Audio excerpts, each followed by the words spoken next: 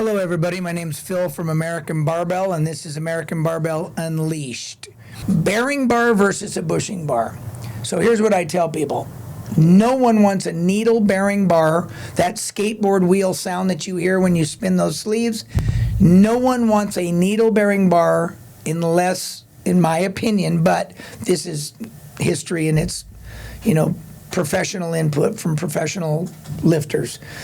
A needle-bearing bar is only desirable for that Olympic weightlifter that is actually training to be either in the Olympics or go through all the different bodies to climb the ranks to possibly be able to compete someday in the Olympics.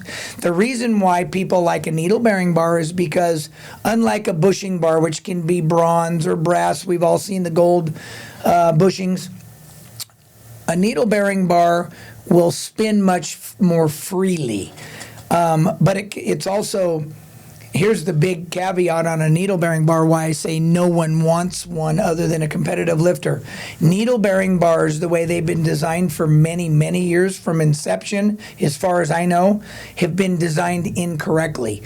So what's happened over the years is when you hear that skateboard wheel sound of those bearings touching the bar, the issue there is that those bearings are so much harder than the bar shaft material that over time, especially if those bars are dropped a lot with plates at weird angles and all kinds of things, over years, those surfaces start to open up.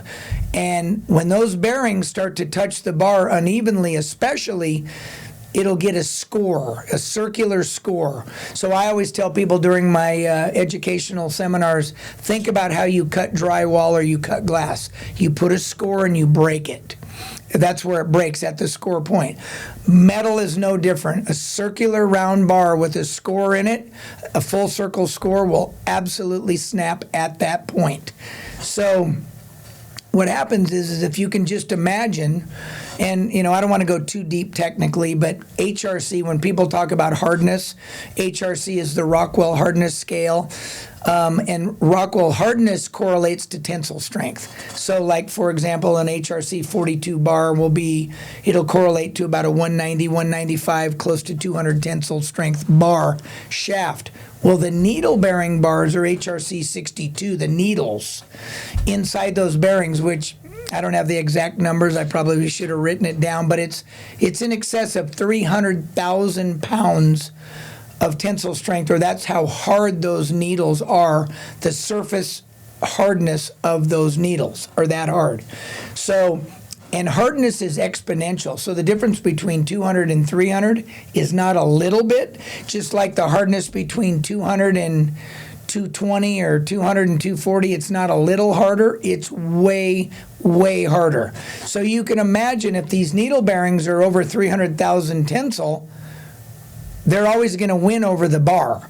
And so they're so much harder than that bar that over time you can guarantee yourself that they're going to damage that bar.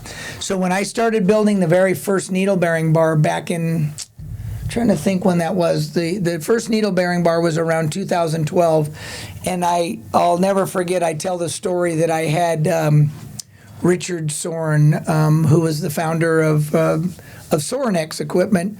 I was building bars for them at the time, and he told me before I ever built my first needle-bearing bar, I needed to find out why needle-bearing bars by the various manufacturers, after a few years, didn't spin very well on the bar shaft, a lot of thunking similar to a bent wheel on a car. You can understand that, how that would feel, that thunking, that out-of-round feeling. So I went to the Colorado Springs Olympic Training Center and I disassembled bars. And I saw flat spots everywhere on these bars under the sleeves. And I realized that those needle bearings were actually peening the bar. So picture taking a hammer and hitting the side of a round bar. You're going to put flat spots. It's exactly what these needles were doing. Needle bearings. So what I decided to do is come up with a different technology, which is called inner ring erase technology.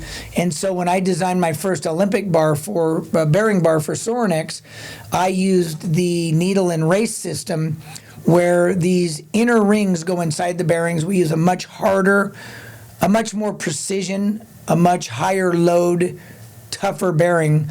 And these bearings have an inner ring. So the inner ring is what sits on our bar shaft, and the needle bearings rotate around the inner ring. So there's nothing that touches the bar, and the race inner ring, we call it a race, and the bearing are compatible hardnesses. So since that inner ring is tight on the bar and doesn't, rotate, there's no needles, there's no damage to the bar. So in theory, it wouldn't matter what your base material was. It could be anything. It could be aluminum. It could be regular chrome, hard chrome. It could be zinc. It could be anything.